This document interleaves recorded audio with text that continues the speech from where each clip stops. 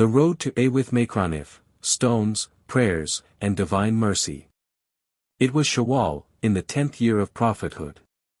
The prophet had just buried Khadijah, his heart's comfort, and Abu Lib, his lifelong protector. The streets of Makkah echoed with open mockery and growing violence. Alone, with no worldly shield left, the prophet turned his face beyond Makkah. He chose Awith Makranif, a town nestled among cool hills, some 60 kilometers away, hoping that new hearts might carry the message Makkah rejected. Accompanied only by Zayd ibn Ritha, his freed slave and beloved companion, the prophet walked that distance on foot, carrying the message of unity, mercy, and truth. The doors of Awith Makranif slammed shut. But Awith Makranif was worse than Makkah. He approached the chieftains of Banu Umayr, men of stature and nobility, but they answered with sarcasm and cruelty. Is it you whom Allah chose? Couldn't he find anyone else? If you speak the truth, you're too sacred for me to argue with. And if you lie about Allah, then you're not worth talking to. He stayed 10 days in Awith Makranif, knocking on doors, speaking in markets, calling softly, hoping for one heart, just one, to hear the truth. None did. Instead, the leaders of Thaqif sent street boys and slaves to chase him out. They hurled stones, mocked him, and drove him through alleyways, bleeding, exhausted, and heartbroken. Zayd was struck in the head while shielding him. The prophet's legs bled until his sandals stuck to his feet. A vineyard of mercy. 2 miles outside the city, the prophet finally found shelter in a vineyard, owned by 2 Makkans, Utbah and Shayba ibn Rabi'ah. They watched from a distance, feeling pity, and sent a Christian servant named Adas with grapes. The prophet said, Bismillah. In the name of Allah. Adas was surprised, Arabs never said this. Where are you from? The prophet asked. Nineveh, Adas replied. The town of the righteous servant, Yunus ibn Matta. You know Yunus? He was my brother. He was a prophet, and so am I. Adas was moved to tears. He kissed the prophet's feet and hands. The owners mocked him, but a heart had been touched, even in the worst hour. The dua of the weary prophet. There, in solitude and pain, the prophet turned his face to the sky. And offered a prayer for the ages. O Allah! I complain to you of my weakness. My lack of resources, and how insignificant I am in the eyes of men. But so long as you are not angry with me, I do not care. Your mercy is wider for me. I seek refuge in the light of your face. The light that removes darkness and brings peace to this world and the next. A heavenly response. Though the people of earth turned away, the heavens stirred. Jibril descended, accompanied by the angel of the mountains. If you wish, O Muhammad, I will crush Awith Makranif between these 2 mountains. But the prophet, even bleeding and heartbroken, said, No. I hope that from their children, there will come those who worship Allah alone. Beyond rejection, mercy on the mountain and a hidden audience. Bloodied, exhausted, and heartbroken after the rejection at Awith Makranif, the prophet found momentary refuge in a vineyard just outside the city. The owners, Utbah and Shayba ibn Rabi'ah, 2 wealthy Makkan nobles, moved by kinship, sent their Christian servant, Adas, with a tray of grapes. When the prophet took the fruit, he softly said, Bismillah, in the name of Allah. Adas was stunned. People here don't say such words, he whispered. Where are you from? The prophet asked. From Nineveh, Adas replied. The town of Yunus ibn Matta, the prophet smiled. He was a prophet, and I am his brother, a prophet too. Tears welled up in Adas's eyes. He fell at the prophet's feet, kissed his hands, and said, There is no one better on earth than this man. The mountain awaits a command. As the prophet journeyed back toward Makkah, reaching Qarn al-Manazil, his heart heavy, a cloud suddenly shaded him. Then came Jibril, the angel of revelation. Allah has heard the rejection and pain your people caused you. He has sent the angel of the mountains. The angel greeted the prophet and asked, "If you wish, I will crush the people of Makkah between the two mountains, Abu Qubais and Chuaikan." It was vengeance at his fingertips. But the prophet, though humiliated, injured, and alone, answered, "No. I hope that from their descendants will come a people who will worship Allah alone." This was the mercy of the one called Rahmatul lil Alamin, a mercy to all worlds. Comfort from the unseen, the jinn of Nakhla. After this moment of divine reassurance, the prophet stayed for some days in Wadi Nakhla, resting his wounded body and heart. There, something remarkable happened. A group of jinn, unseen beings created from smokeless fire, were drawn by the sound of the Quran. They listened silently. And when it was finished, they returned to their people, as warners. "O our people! We have heard a book sent down after Musa. It guides to the truth and a straight path." Quran 46:29-31. They became believers. While people mocked and stoned him on earth, unseen hearts responded from another world. A prophet's solace. Later, when asked by Aisha, R.A., if he had ever experienced a day harder than Yud, the prophet said, "Yes, the day of Aqaba in Awith Makranif was harder. I left rejected and walked unaware of myself, until I reached Karn al-Manazil. But he never stopped. The world had rejected him, but Allah was drawing near. The Quran was being recited to the heavens. And even in blood, pain, and loss, the light of Islam kept spreading, beyond Makkah, beyond earth, even to the jinn. From rejection to revelation, the jinn believe.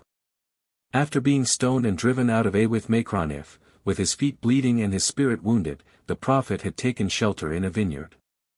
Yet even in this moment of deep personal sorrow, something profound was unfolding, not on earth, but in the unseen realm. An unseen audience. As the prophet recited the Quran during his stay in Wadi Nakhla, a group of jinn quietly approached. Though invisible to him, they were captivated by the divine words he was speaking. Later, Allah revealed this event in Surah Al-Jinn. "Say, O Muhammad, it has been revealed to me that a group of jinn listened to the Quran. They said, we have heard a wonderful recital. It guides to the right path, and we have believed in it."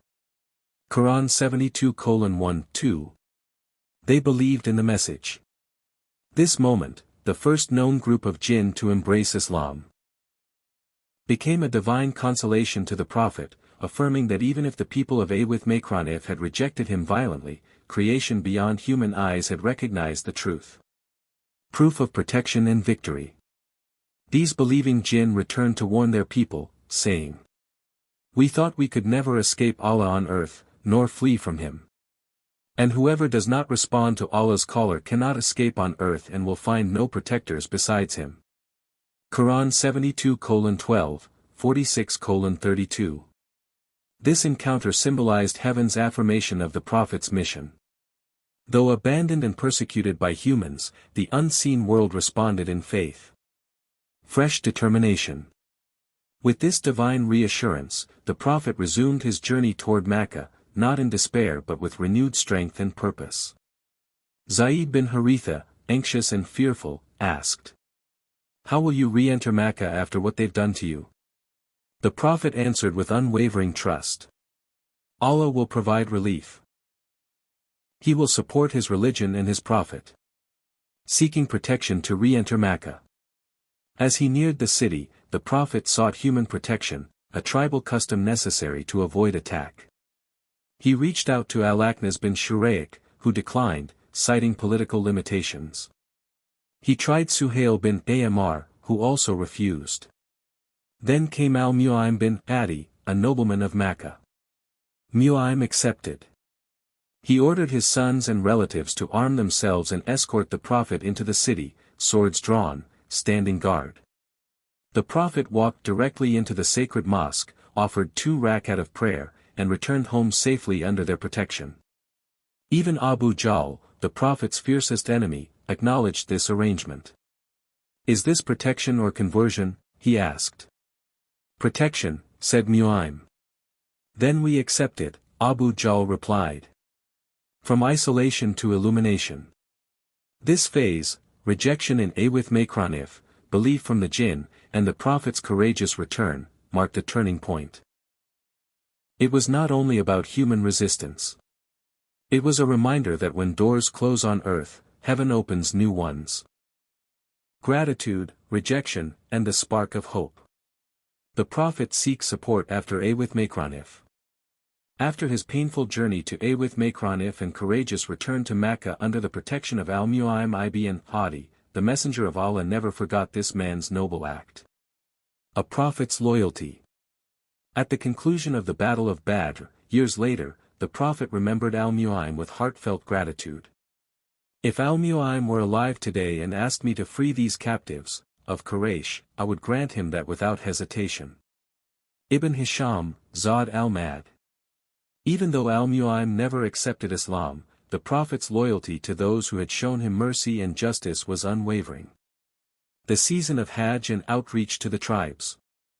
Tul-Qa'dah, year 10 of prophethood, July 6, 19 CE. With the season of pilgrimage approaching, the Prophet seized the opportunity to reach out to the Arab tribes who came to Makkah from across the peninsula. Despite 10 years of resistance in his homeland, he remained resolute. From the 4th year of prophethood until this point, he had visited countless tribes, calling them to Tawhid and the message of Islam.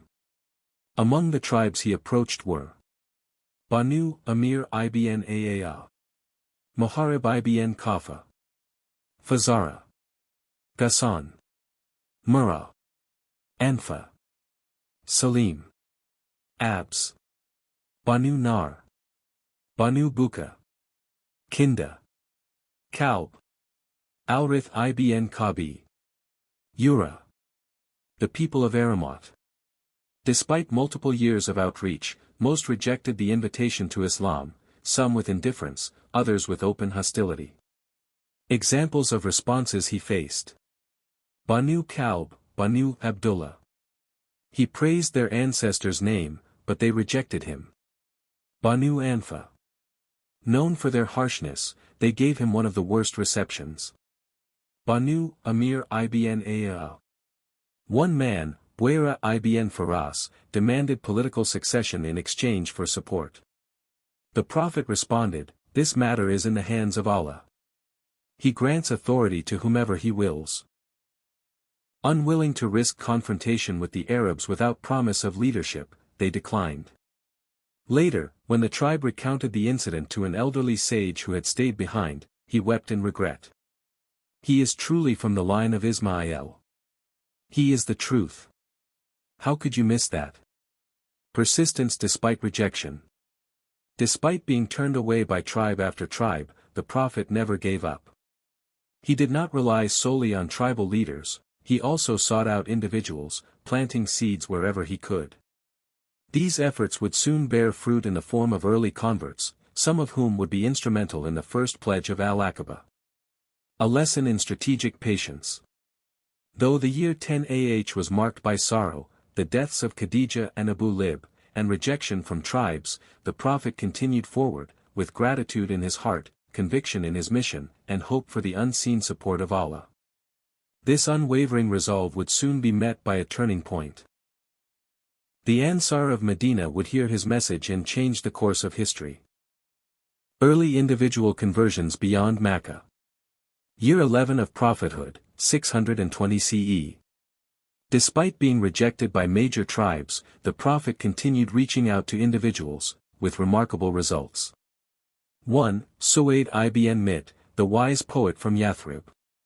Suwaid, a noble poet from Medina, met the Prophet during pilgrimage. The Prophet invited him to Islam. In return, Suwaid recited the sayings of Luqman the wise. The Prophet appreciated the wisdom, but said, "What I have is better." He recited the Quran, and the verses penetrated Suwaid's heart. He accepted Islam instantly. Sadly, he was martyred soon after in the Battle of Buwaydh, before the Hijra. 2. Ayas ibn Muaydh, the youth who heard the truth. A young boy from the Aws tribe, Ayas came to Makkah with his tribe to seek an alliance against Khazraj. The Prophet instead invited them to Islam. Ayas listened to verses from the Quran and was captivated.